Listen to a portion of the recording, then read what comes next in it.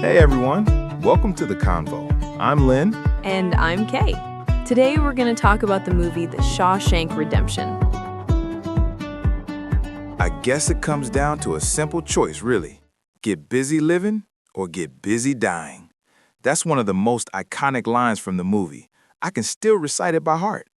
Shawshank is actually the name of the prison. That name is seriously hard to wrap your head around. No wonder it bombed at the box office back then.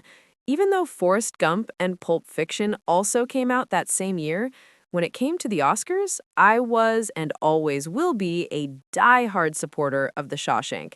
Don't get me wrong, those other two are absolute classics, and I love Tom Hanks. But I just can't get over The Shawshank and its themes of human faith and worth. Wait, so you just call it the Shawshank now? Yeah, saying the full title every single time is such a mouthful. Even though it scored 7 Oscar nominations, it walked away empty-handed. But here we are, 30 years later, and it's still ranked #1 on IMDb. It's officially been certified as a masterpiece by movie buffs all over the world. So, let's break down what exactly makes this movie so legendary. Got it. To keep the viewing experience fresh, we'll try to steer clear of the major plot points. We'll keep the spoilers to a minimum. But if you really want to go totally blind, you might want to hit pause right now. Go watch the movie first, then come back and join us. Yeah, it'll be a lot more fun once you've seen it, because we're definitely going to dive into the story. You can actually rent or buy The Shawshank on YouTube Movies right now. It's cheap and super convenient. This isn't a sponsored post or anything, but I highly recommend it to anyone who hasn't seen it or just wants to rewatch it. So let's start with a quick rundown of what the movie is all about. The film is based on a novella by the master of horror, Stephen King, titled Rita Hayworth in Shawshank Redemption. But don't worry, it's not a horror flick. It's about a banker named Andy who gets sentenced to Shawshank State Penitentiary for the murder of his wife and her lover. Right at the start of the movie, the camera slowly pans to a close-up of the protagonist. We see Andy sitting in his car, pulling out a revolver, still wearing his wedding ring. He knocks back a few drinks. The look on his face is so tense. You can just feel something terrible is about to happen. Then it cuts straight to the courtroom trial. He's dressed sharp in a suit, being grilled by the prosecutor. They're demanding to know exactly what he was doing the night his wife died. Andy is played by Tim Robbins, and I absolutely love his performance. Even as all the evidence points toward him being the killer, he stays incredibly soft-spoken. It's not just calm. There's this profound sense of stillness about him. It leaves you guessing, is he really a killer, or is this all a massive misunderstanding? Yeah, Andy definitely looks like the guy who had it all. Handsome and a hotshot bank vice president at such a young age. But because of his vibe, I also found myself wondering if he was the type who could just snap and kill someone. After the judge hands down 2 life sentences, the next scene takes us to a small room. 5 men are sitting behind a long table.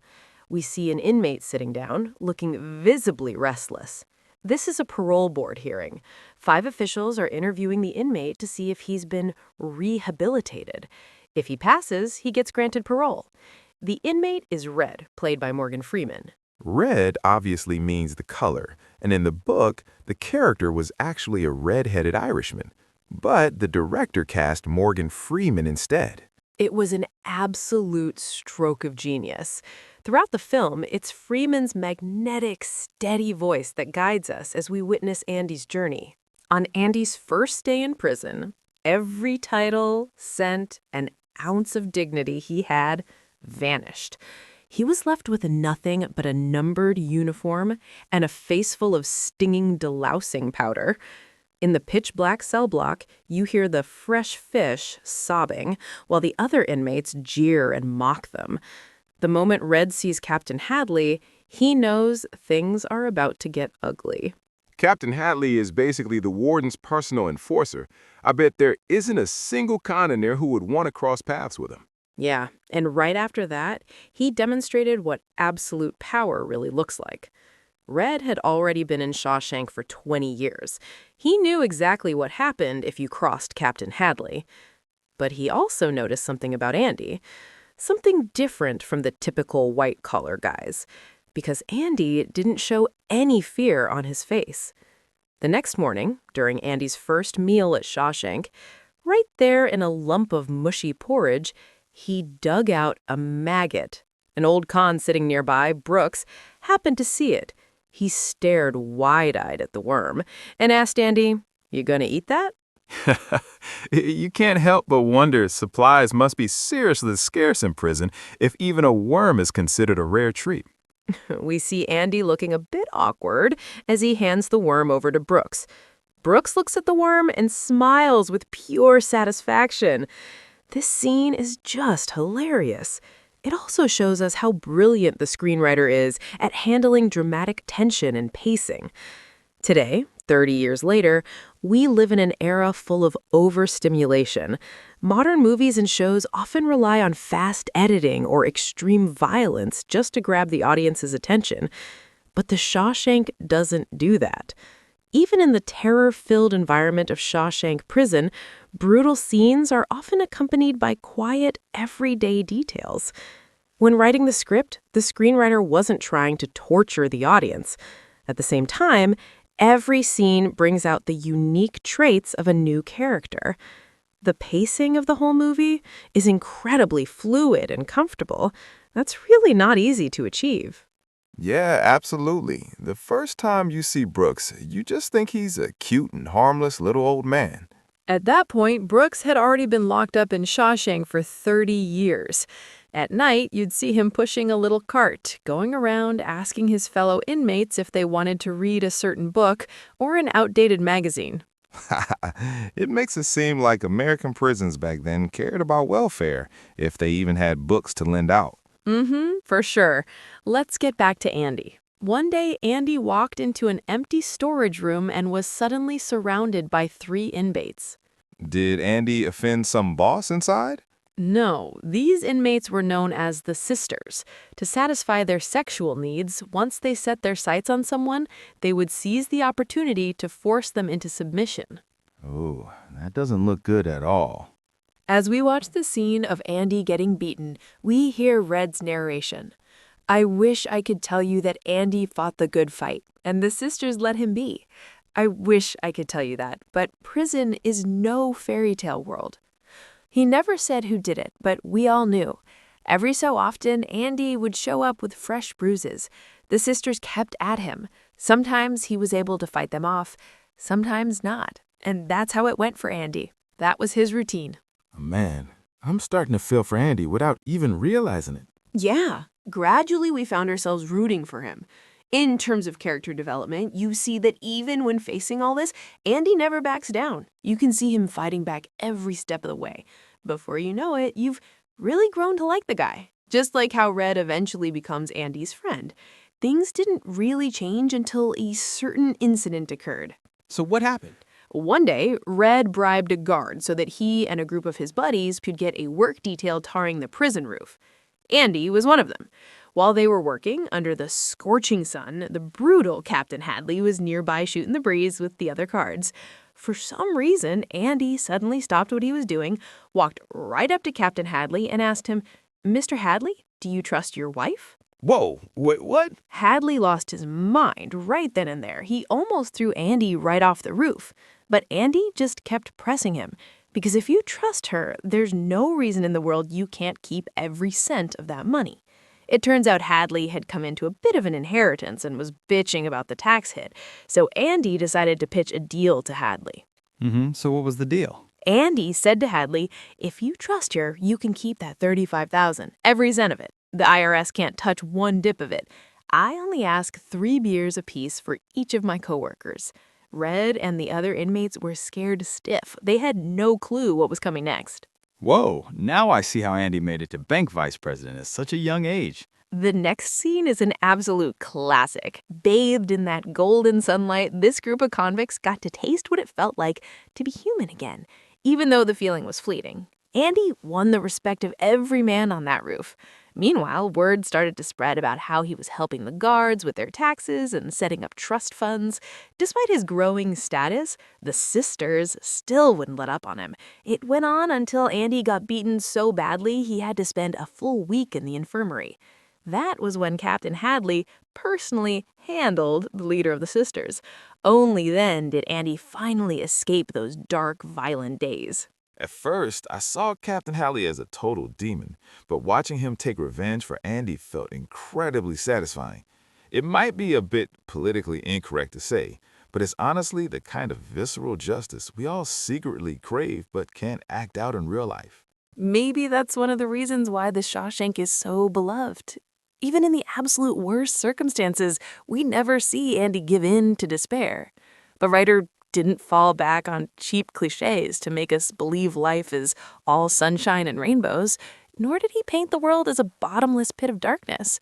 He didn't try to play God or judge anyone's guilt from a moral high ground. What we see is simply how each individual chooses to face the reality of their world. Yeah. Andy has a way of saying things that people in there have never even considered. There's that moment when Andy talks about the beauty of music. Red mentions he used to play a mean harmonica when he was younger, but once he got locked up, he felt there was just no point to it anymore. But Andy insists that because they're in prison, those things matter more than ever. He said, there are things in this world not carved out of gray stone, that there's a small place inside of us they can never lock away. And that place is called hope. And now with VPNs, it's even more convenient. Sorry, I'm getting off track here. But Red, he's got a very different take on it. Red said, hope is a dangerous thing. Drive a man insane. It's got no place here. Better get used to the idea. I think I can relate to how Red feels. When you're in a place that brutal, just staying alive takes everything you've got. Hope is nothing short of a luxury. It's like what you said at the beginning. It's about the kind of life we choose to lead. Get busy living or get busy dying. If the story had ended there, that conversation would have just ended on a sour note. But Andy didn't give up. A few years later, he gave Red a little gift to keep that dialogue going.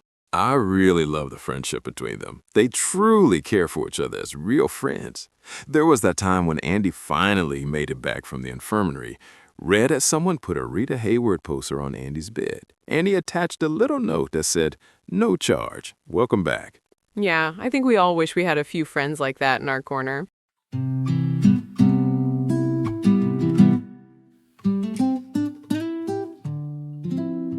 Let's talk about the soul of this film, the writer and director Frank Darabont. Actually, his history with Stephen King goes way back. Early on, King sold him the rights to The Woman in the Room for just a symbolic $1. He turned it into a 30-minute short film, and King was absolutely blown away by it. Years later, Darabont bought the rights to The Shawshank for $5,000. Given how famous Stephen King was at the time, that was a total steal. In fact, it was even cheaper than that, because King never even cashed the $5,000 check. Instead, he framed it and hung it on his wall. He even joked that if the director ever needed the money, he could just have it back.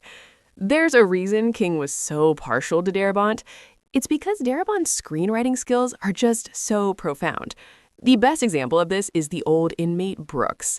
In the original novella, Brooks didn't have a single line of dialogue, but under Darabont's pen, he was transformed into an incredibly vivid and pivotal character.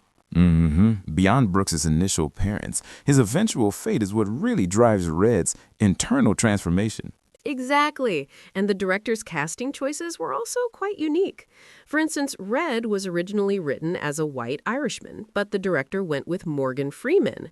In the book, Andy was described as being quite short, yet the director cast Tim Robbins, who's nearly 6'5". Darabont said he cared more about the essence of the actors than their physical appearance. There was actually talk early on about bringing in Tom Cruise and Harrison Ford, but they eventually locked in the cast we all know and love today. Wow, if it had been Tom Cruise and Harrison Ford, the whole vibe of the movie would have been completely different. Next, I want to talk about the character of the Warden. Andy met him on his very first day, and the Warden only laid down 2 rules. He said, First, no blaspheming. I'll not have the Lord's name taken in vain in my prison. Man, sounds like the warden is a pretty devout believer, huh? And the second rule. You'll figure out as you go along. So basically, there's only one real rule. In the spotlight, the warden plays the part of a clean-cut public servant, hiding behind the banner of inside-out community service. He takes a bunch of free prison labor to pave roads and take on construction contracts all over the place. But in reality, he's exploiting this unfair competition to rake in tons of kickbacks and under-the-table favors. Word of Andy's knack for fixing financial headaches for the guards eventually reached the warden's ears. In the end, Andy got promoted to be the warden's personal assistant, specifically to launder all that dirty money. Exactly. And the best part for the warden, zero payroll. Talk about a bargain. That kind of two-faced person who flips their personality depending on who's watching. I think we've all run into a few of those in real life. Andy once said with a touch of irony, "The funny thing is, on the outside, I was an honest man, straight as an arrow. I had to come to prison to be a crook." At this point, you can't help but wonder, did he actually do it? Did he really kill them? If he were guilty, would you be able to forgive him considering everything he's done for the others? And if he's innocent, then how on earth is this story going to end? I'm curious too. But since we're sticking to our no spoilers rule for the big plot points, we'll have to stop right here. Oh, man. But, all right, we got to be fair to the listeners who haven't seen the flick yet. I'll track down the trailer and put it in the show notes. If you're interested, definitely go check it out. To wrap things up, I'd like to ask our audience, what's your favorite part of The Shawshank? Is it the deep life lessons or the friendship between the characters? Feel free to leave a comment and share your thoughts with us. Finally, I want to leave you all with a passage Andy wrote to Red, which I absolutely love. Hope is a good thing, maybe the best of things, and no good thing ever dies. Yeah. I hope all things good and beautiful stay in our hearts forever. And I wish you all a very happy New Year 2026. Thanks for listening. This is The Convo. See you next time. Bye.